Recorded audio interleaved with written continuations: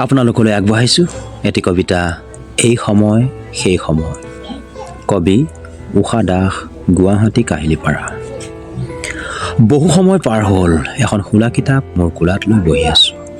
এতিয়া মোৰ একো লৰালৰি নাই, ব্ৰেকফাষ্ট টিফিনৰ সদমদমবোৰো নাই।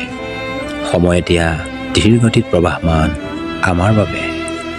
কফিৰ কাপত চুমুক দি ৰবাৰ্ট বেলচাৰৰ কবিতা পুথি হাতত লৈ জীৱনৰ গভীৰ অৰ্থ অনুধাৱন কৰি ভাল লগা সময় এয়া।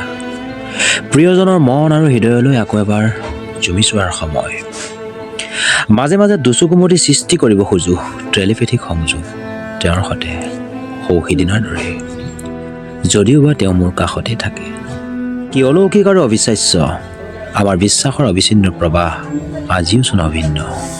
হৃদয়ৰ পৰা হৃদয় জুৰি থকা বিশ্বাসৰ অদেখা এডাল জৰুৰী কথা আজিৰ প্ৰজন্মই পাৰিবনে কৰিব বোধ।